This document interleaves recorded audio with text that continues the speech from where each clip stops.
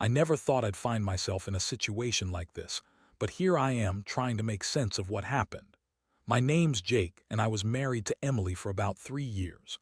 We had what most people would call a good relationship, at least, that's what I thought. She was beautiful, ambitious, and had this attitude that she was better than everyone else. She loved to throw her weight around, act like she was the smartest person in the room, and honestly, she never really apologized for her bitchy side. But I loved her, or at least I thought I did. Things started feeling off a few weeks before the wedding. Small signs: she'd be secretive on her phone, always making sure her screen was hidden when I was near. She'd brush me off when I asked about her plans, and she started canceling dates at the last minute, saying she was busy with work or just tired. She also started dressing differently, more provocative, more revealing. I didn't think much of it at first because, honestly, I was just excited about the wedding. But looking back, the signs were there. Then, the day before the wedding, I noticed something strange. Emily was acting distant, less touchy, less affectionate. She was snapping at me over little things, and I caught her lying about where she'd been. I remember asking her outright where she'd gone after her hair appointment, and she said she'd just gone to see her sister. But I saw her exit a hotel downtown that same day, and she looked nervous as hell.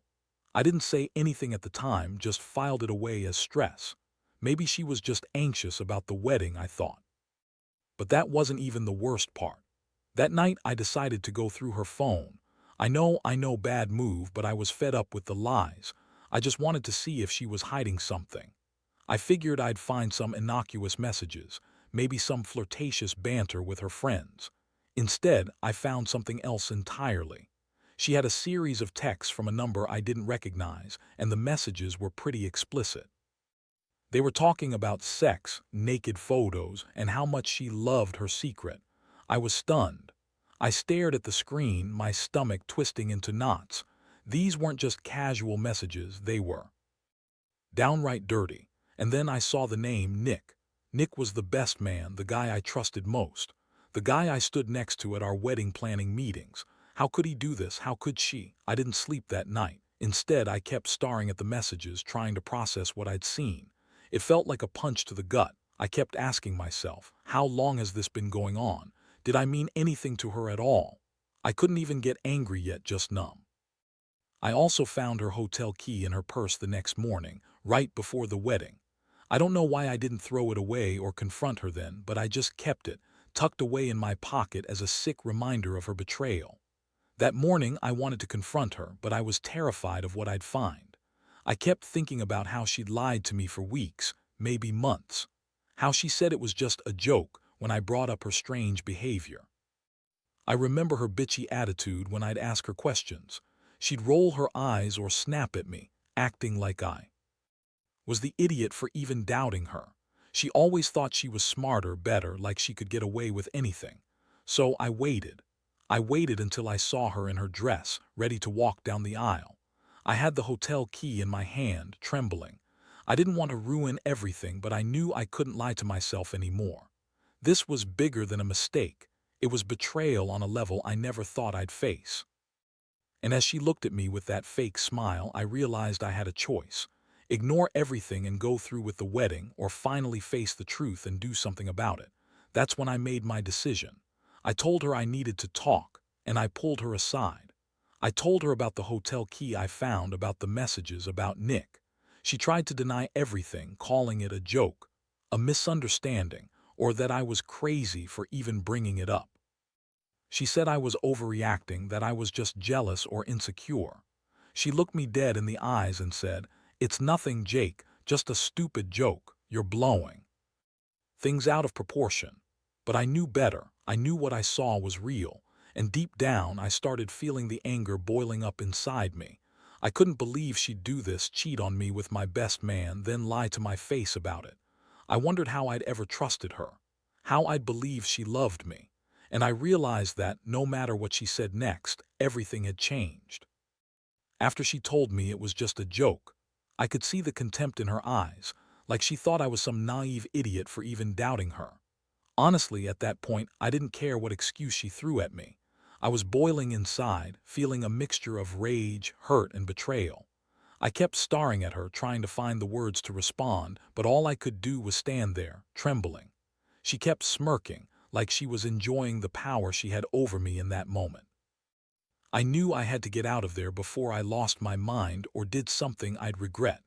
I told her I needed some air and just walked out of the room. I went straight to my car and I sat there for a few minutes trying to breathe.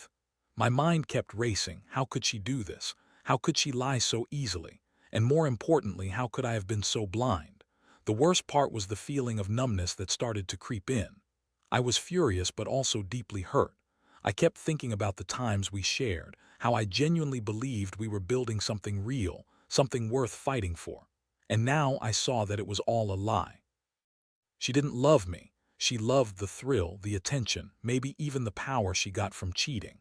My first instinct was to call her out in front of everyone, to confront her publicly, but I knew that wouldn't help. I needed to think clearly, even if that was the hardest thing I'd done in years. I decided I'd wait until after the wedding, when everything was over, to decide what I wanted to do. But deep down, I knew I couldn't go through with it. Not like this. Not knowing she'd been cheating on me with my best man. As I sat there, I remembered all the little things she'd said. Over the past few weeks, her dismissive attitude, the way she'd brush off my questions, how she'd suddenly become too busy to even talk to me. It all added up now. She'd been hiding this secret for a long time, and the fact that she'd lied to me so brazenly just made me feel even more stupid for trusting her. When I finally decided to go back into the hotel room, I didn't bother knocking. I just opened the door and saw her sitting on the bed, still trying to act like everything was fine. She looked at me with that bitchy smirk, like she thought she'd won, like she was untouchable. I remember feeling a rush of anger, pure and raw. I told her she could lie all she wanted, but I knew the truth now. I told her I was done, that I couldn't be with someone who lied to my face and cheated on me with my best man. I told her it was over.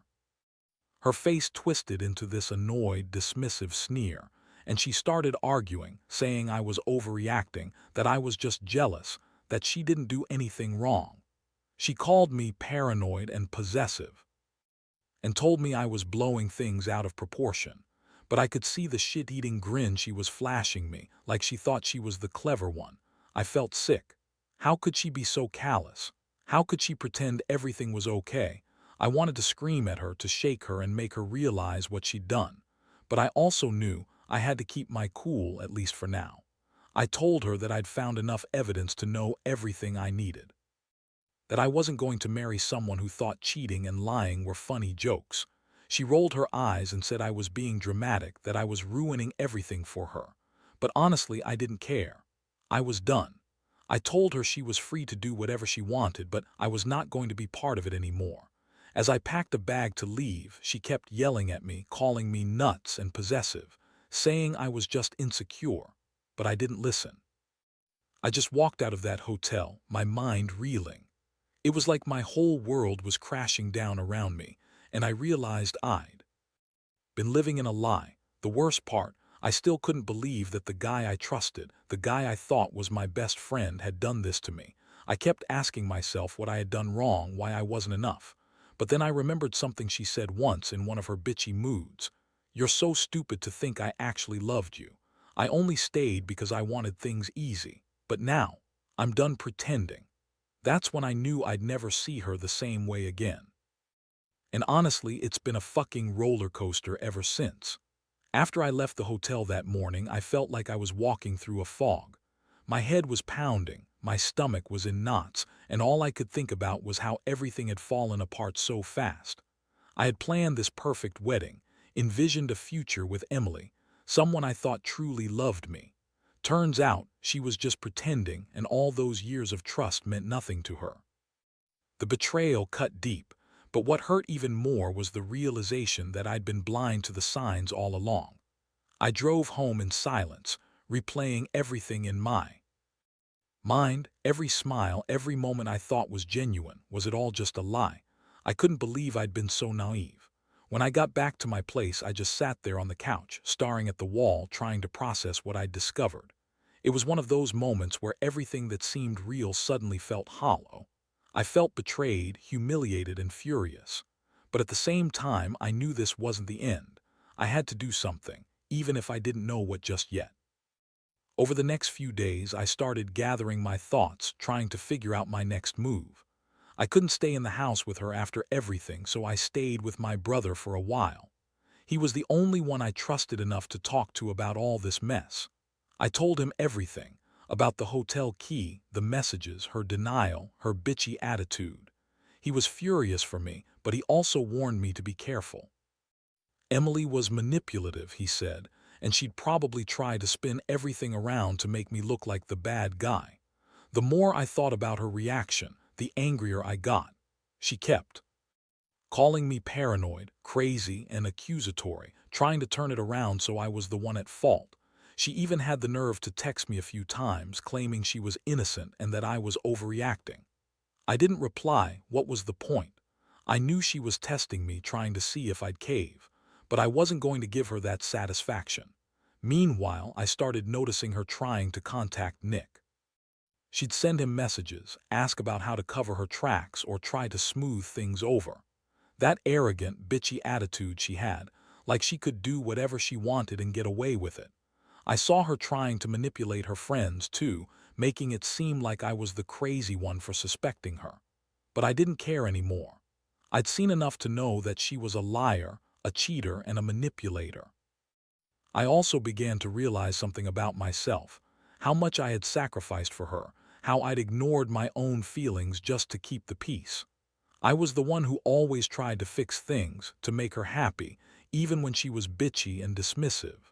I thought that was love. Turns out I was just fooling myself. She never really loved me. She loved her own game, her power, her freedom to cheat and lie without consequences. The worst part, I started feeling guilty. Not because I was wrong for suspecting her, but because I had trusted her for so long. I was angry at myself for not seeing the signs earlier, for not standing up for myself sooner. I kept asking myself, did I miss the warning signs? Was I just blind? The truth is, I was. And now I was paying the price for it. I made a decision during those dark days. I was done with her, done trying to fix what was broken. I knew I wouldn't be able to trust her again, no matter what she said or did. I deserved better. I deserved someone who wasn't a manipulative bitch who thought cheating was just a joke. I was going to start over, even if it meant feeling alone for a while. So I started planning my next steps. I knew I had to confront her one more time, not to ask for answers, but to tell her I was done, to tell her she lost me for good. I also knew I needed some time to heal, to process everything, and to figure out what I really wanted out of life. I'd been so caught up in her drama, her lies, her bullshit that I'd lost sight of myself. One thing I realized, this entire experience has shown me that betrayal cuts deep, but it also teaches you something about your own strength. I never thought I'd get to this point, but here I am, standing tall after being knocked down. I don't know what the future holds, but I know one thing for sure. I won't let anyone treat me like that again. I'll keep my head up, learn from this mess, and move forward. A couple of days after I left the hotel, I finally got the courage to face her again, this time not to beg or to plead, but to lay everything out clearly. I didn't want to be her fool, caught in her web of lies anymore. I needed her to know that I was done, that I saw through her bullshit, and that she had lost me for good. I told her I wanted to meet at a neutral place, her apartment, not my house, because I knew I'd lose my temper if I saw her again in my space. When she showed up, she still had that smirk, that bitchy look that made me want to punch her. She tried to play it cool, like she was the innocent victim in all this. She started with her usual lies, saying she was just messing around, that she didn't mean for it to happen, that it was just sex, and that she never loved Nick. She kept insisting it was a stupid joke, that I was overreacting and that I was just jealous. It was like she was trying to dismiss the entire thing, like it was nothing to her. I looked her right in the eyes and told her that I wasn't buying her bullshit anymore, that her joke had hurt me more than she could imagine. I brought out the hotel key, put it on the table, and told her I knew what she was doing. I said that her lies, her manipulation, her fake attitude, none of it would work on me anymore. I was done playing her game. I told her that I deserved honesty, respect, and someone who wasn't a cheating bitch. She scoffed and rolled her eyes. "You don't understand anything," she snapped. "Nick and I aren't serious. It's just sex, nothing real. It's not like I'm leaving you for him or something crazy like that. You're just paranoid. You always think the worst." Her voice was dripping with that condescending tone she always used when she thought she had the upper hand. She tried to make me feel guilty, but I saw through it. I saw her for who she really was, a manipulative, bitchy woman who thought she could get away with anything. I told her I didn't care what her excuse was, that her joke wasn't funny and that I wouldn't be part of her lies anymore. I told her I was done pretending that everything was okay. I was tired of her bullshit, tired of her attitude, tired of feeling like I was the only one trying to hold this relationship together. I told her I was walking away, and this time I wasn't coming back. Her face twisted into that annoyed, dismissive sneer again, and she started with the usual accusations, saying I was possessive, controlling, and insecure. She said I was just jealous because she was beautiful and that I couldn't handle her being with someone else. I couldn't believe how deluded she was. She acted like she was the victim, like I'd somehow overreacted to her betrayal, but I knew the truth. She was just trying to save face, keep her pride intact, and keep playing her games. I told her that I'd seen enough, that her lies weren't going to work on me anymore. I told her I wanted a clean break, no contact, no bullshit. I told her she could go on pretending that she hadn't cheated, that she hadn't lied, but I wasn't going to stick around to be her punching bag anymore. I said I'd start over and she could go ahead and live her life however she wanted, just not with me. When I walked out that door, I felt this weird mixture of relief and emptiness. For so long, I'd been trying to hold on to the idea of us, of what I thought we had. But now I saw that everything was built on lies. I realized I'd wasted so much time, so much energy on a woman who didn't give a damn about me. And honestly, I felt a weight lift off my shoulders. I'd taken the first real step toward healing, even if it meant facing the pain head on. That night, I couldn't sleep. Instead, I kept replaying everything, her sneers, her lies, her fake tears. I also kept thinking about Nick, that arrogant bastard who thought he could just waltz in and take what wasn't his. I felt a strange sense of pity for him, knowing he'd probably get what was coming to him. Karma has a funny way of catching up with people like that. I realized that I'd been so caught up in trying to fix the relationship that I'd ignored my own needs. I'd let her walk all over me because I didn't want to believe she could be so manipulative. But now, I knew better. I knew I had to prioritize myself, my feelings, and my sanity. If someone like her can cheat and lie so easily, I don't owe her anything. Not anymore. So I decided I would take some time for myself. No contact, no pretending everything was okay. Just healing. I also knew I'd have to tell my friends and family what happened. People who had always seen her as this perfect, confident woman who was too good for most men. I wanted them to know the truth because I didn't want her getting away with this in silence. I deserved to be heard, and I deserved to finally move on. The days that followed were some of the hardest of my life. I felt like I was in a constant state of emotional turbulence, angry one moment, devastated the next. I kept asking myself how I missed all the signs, how someone I thought loved me could be so utterly selfish and cruel. It was like I'd been living in this bubble of denial, refusing to see what was obvious all along. The betrayal cut so deep that I didn't even recognize myself anymore. My confidence was shattered, but deep down, I knew I had to pick up the pieces if I ever wanted to move forward. I started by cutting off all contact with Emily. No texts, no calls, no social media stalking, nothing. I knew that staying connected would only make it harder to heal. The temptation to see what she was up to check if she was really moving on was strong, but I fought it. I knew I had to do this for myself to reclaim some sense of control. I also reached out to a few close friends and told them everything. What I found, how I felt, what I planned to do next. They were supportive, especially my buddy Mark, who kept telling me I deserved better. One thing I did do was go through my phone's messages with her again, just to remind myself of the lies she told. Her attitude, her dismissiveness, her bitchy dismissals, all of it now felt like evidence of her true character. I realized I'd been so blind in love that I'd ignored all the red flags. That was a bitter pill to swallow, but it was necessary. I also reflected a lot on my own role in this mess, how I'd ignored my gut instincts, how I'd let her manipulate me into thinking I was the jealous one. My biggest challenge was dealing with heartbreak. It hit me hard, especially at night when everything was quiet. I'd lie in bed, replaying that last confrontation, hearing her dismissive voice and feeling that ache of betrayal. Sometimes I'd get angry all over again, rage boiling inside me at her and Nick for messing with my life. Other times I'd just feel incredibly sad, wondering what I did wrong, whether I'd ever find someone who truly cared. It was a roller coaster I wasn't prepared for, and honestly, some days I just wanted to drown it all out with alcohol or distraction. But I knew I had to be stronger than that. I started focusing on myself, working out more, picking up my old hobbies, reconnecting with my passions. I even changed my number so she couldn't keep harassing me, and I blocked her on everything. I refused to be a victim to her manipulations anymore. I was angry, yes, but I also felt a strange sense of liberation. I was finally taking back control of my life, no matter how much it hurt. One thing that helped me tremendously was talking to a counselor. I'd never done therapy before, but I realized I needed someone impartial to help me process everything. Sitting there, pouring out my feelings, finally letting myself feel the pain instead of pushing it down, was a huge relief.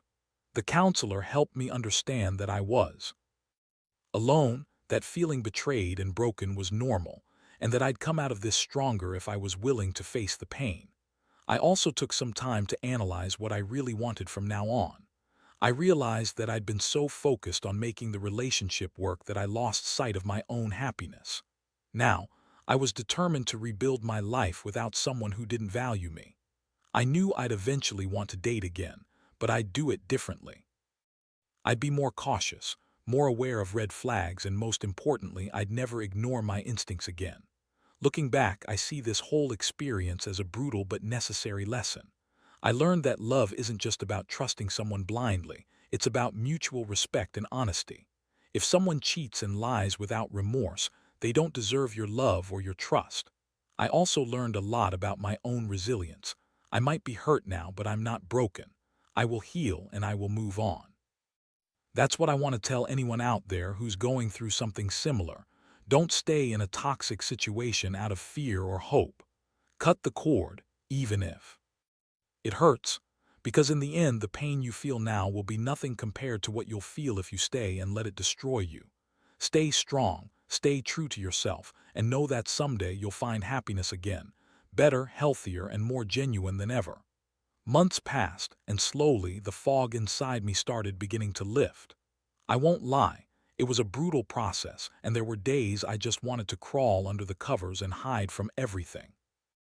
But I forced myself to get up, to face each day with a resolve I didn't know I had. I realized something crucial during this time. I wasn't just healing from her betrayal, I was rediscovering myself. The guy I was before, the guy I thought I'd become, had been buried under layers of doubt and heartbreak. Now I was starting to peel those layers away. I threw myself into building a new life. I found new hobbies, reconnected with friends, and even started dating casually.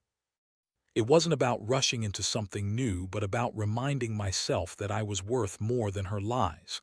I learned to trust again, not easily, but gradually. Every new person I met, every new experience reaffirmed that I deserved honesty and respect.